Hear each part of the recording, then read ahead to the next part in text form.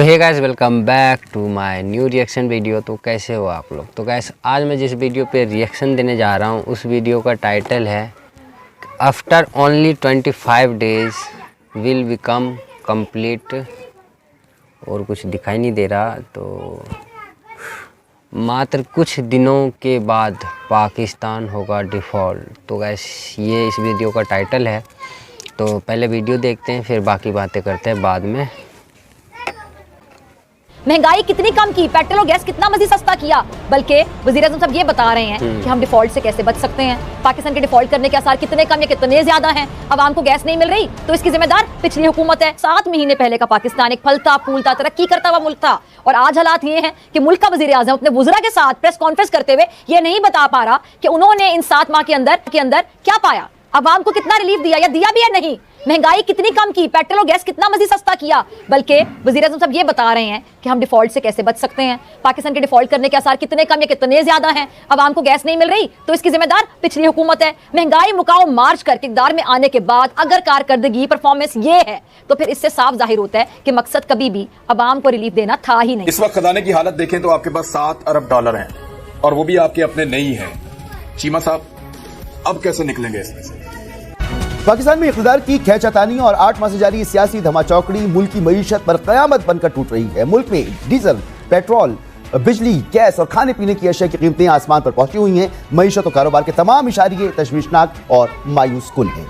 State bank में ज़र मुबादला के ज़खायर 4 साल की कम तरीन सतह पर हैं। माहाना बुनियादों पर बरामदात में मुसलसल 3 माह से कमी का रुझान है। इस माली साल बैरून मुल्क से तरसीलात ज़र में 6% कमी आ चुकी है। महंगाई की शरह पिछले 4 माह से मुसलसल 25% के आसपास है। शरह सूद बढ़कर 24 साल की बुलंदतरीन सतह 16% पर पहुंच चुकी है। डॉलर ना होने पर बैंक इंपोर्टर्स की एलसी।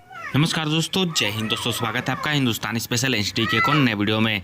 दोस्तों, अब पाकिस्तान पूर्ण रूप से डिफॉल्ट की तरफ जा चुका है। दोस्तों, पाकिस्तान के पास अब पैसे नहीं है कि वो अपना देश चला सके। अभी पाकिस्तान कंगाल होने के बाद वो अपना जो यूएस के अंदर में उसकी एम्बेसी थी उसको अब वो बेच दिया। उसके बाद अब ये खबर आ रही है कि पाकिस्तान में गैस नहीं मिल रहा है, लोगों को खाना कैसे बनाए, यानी लोगों को खाने के लिए भी कुछ नहीं मिल रहा है और खाना बनाने के लिए भी कोई भी व्यवस्था नहीं दी जा रही है। ऊपर से पाकिस्तान की जो फॉरेन मिनिस्टर है उनकी अकड़ तो और ही ज़्यादा बढ़ती हुई नज़र आ रही है। पाकिस्तान के जितने भी सियासतदान हैं वो केवल भारत का नाम ले लेकर अपने देश के लोगों को बेवकूफ़ बनाते हैं। यही अगर वो अपने देश के लोगों पर ध्यान देते तो आज पाकिस्तान के अंदर में इस तरह का बहराम तो नहीं नज़र आता कि वहाँ पे पूरा पाकिस्तान डिफ़ॉल्ट की तरफ चला गया है और वहाँ पे लोग भूखे मर रहे हैं। कम से कम 70% ऐसे पाकिस्तानी हैं जो कि केवल एक टाइम अपना भोजन करके काम चला रहे हैं। दोस्तों, इसी पे देखते हैं कि पाकिस्तानी मीडिया का क्या रिएक्शन होने वाला है। हद दर्जा मनफी कर दी है।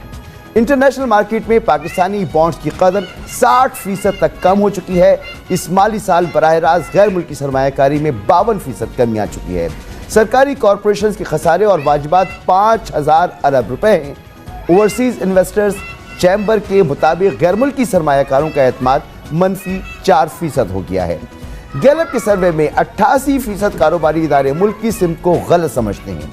ज़राई और सनदी तरक्की और GDP ग्रोथ पर संगीन खदशात पैदा हो गए हैं। अदायगियों का तवाज़ुन बिगड़ रहा है। माशी माहिरीन डिफ़ॉल्ट के खतरात से मुतनब्बे कर रहे हैं। दुनिया को बड़े सीरियस डाउट्स है हमारी कैपेसिटीज़ के हवाले से, हमारे एक्सटर्नल लायबिलिटीज़ जो अपनी जिम्मेदारी है वो पूरी कर पाएंगे। बिल्कुल ये फेयर तो है, क्योंकि पाकिस्तान का जो डेट है कामरान भाई, अगर आप देखें 7 साल में डबल हो चुका है। $65 बिलियन से $130 बिलियन से ज़्यादा हो गया है। यानी हर साल हमने कोई 10 से 11 बिलियन डॉलर ऐड किए हैं। तो इसका नतीजा ये हुआ है कि जो अदायगियाँ हैं, जो रीपेमेंट है, वो तकरीबन 20-22 बिलियन डॉलर हर साल की हैं। तो अगले 3 साल का हम देख रहे थे क्योंकि $65 बिलियन से ज़्यादा पाकिस्तान को सिर्फ डेट रीपेमेंट में करने हैं। ये मैं गैप नहीं बता रहा। अगर हमने अज्यूम किया कि हमने करंट अकाउंट को ज़ीरो भी कर लिया तो आपको $65 बिलियन पे करने हैं, जो नामुमकिन है। तो इसलिए फेयर बिल्कुल बजा है। अब या तो दुनिया के हालात अच्छे हो जाएं, यानी ऑयल $50 हो जाए और कमर्शियल या क्रेडिट मार्केट्स अच्छी हो जाएं और यूरो बॉन्ड्स मिल जाएं, जिसके चांसेस कम लग रहे हैं। दूसरा हाल ये होगा, जो मुझे लग रहा है कि 4-6 माह तो शायद ये बगैर डिफ़ॉल्ट के गुजार लें। इसके बाद या तो पाकिस्तान को चाइना और सऊदी अरेबिया के साथ मिलके रीप्रोफाइलिंग करनी होगी डेट की, या फिर अगर ये नहीं होगी तो फिर पाकिस्तान को पास कोई चारा नहीं होगा कि वो अदायगियाँ रोक दे। अगली कोई भी हुकूमत आए उसको एक IMF का प्रोग्राम लेना पड़ेगा जो इससे डबल होगा और वो सख्त होगा, और वो IMF के प्रोग्राम में होते हुए अगर सऊदी अरेबिया और चाइना ने मैच्योरिटी को आगे कर दिया तो पाकिस्तान की एक जीत होगी, अदरवाइज पाकिस्तान का डिफॉल्ट का खतरा होगा। कारोबारी बिरादरी के मुताबिक सियासी अदम इस्तेहकाम की वजह से सरमायाकारों के एतमाद को धचका लगा है। रुपए की कदर में कमी और महंगाई ने मईशत का भुरकस निकाल दिया है, जबकि डॉलर नापैद होने से सनती इंपोर्ट्स तक रुक गई हैं। जो इन्वेस्टर्स का कॉन्फिडेंस है वो बहुत ज़्यादा शेक हो गया है। सबसे बड़ी जो वजूहात है वो पॉलिटिकल इंस्टेबिलिटी है। उसके बाद जिस तेज़ी से हमारे रुपए की कदर कम हुई है वो दूसरी वजह है। तीसरी वजह इन्फ्लेशन। आपको आइडिया ही है कि कितनी ज़्यादा कीमतें बढ़ चुकी हैं। गवर्नमेंट जो रिकॉर्डेड नंबर है वो तकरीबन 30% है, मेरे ख्याल में 30 से कहीं ज़्यादा होगा, मेरे ख्याल में 50% के करीब होगा। ऊपर से जो रुपए की कदर कम हुई उसने और कॉस्ट बढ़ा दी। जो कंपनीज के डिविडेंड थे वो रिमिट नहीं कर पा रहे, आज तकरीबन कोई 9 महीने हो गए हैं। उसके बाद हमें प्रॉब्लम आना शुरू हो गया कि स्पेयर पार्ट्स की LC नहीं खुलना शुरू हुई। तो जाहिर बात है अगर आपकी मशीन रही है और स्पेयर पार्ट आपके प्रॉब्लम कर रहे हैं और आपने इंपोर्ट करना है तो वो उसका मसला खड़ा हो चुका है। और पिछले कोई हफ्ते के अंदर काफ़ी बेसिकली जो नॉइज क्रिएट होनी शुरू हो गई है कि जो रॉ मटेरियल की है वो LCs नहीं खुल रही हैं, और आपको पता होगा कि इस वक्त पोर्ट के ऊपर एक बहुत बड़ा बैकलॉग है। तो ये एक बहुत बड़ा मसला खड़ा हो चुका है और आने वाले दिनों में अगर इसको सॉल्व नहीं किया गया तो ये तो एक विशियस साइकिल क्रिएट कर देगा। बिकॉज अगर आपकी प्रोडक्शन नहीं होगी तो आपके जो तमाम मजदूर जो आपके मैन्युफैक्चरिंग यूनिट्स के ऊपर काम कर रहे हैं उनका रिस्क है कि वो जो है ना वो बेरोजगार हो जाएं। आपकी auto industry, textile industry, food industry और यू कैन से आपकी हाउसिंग, आपकी IT, यू कैन से ये सारे के सारे पीछे गए हैं।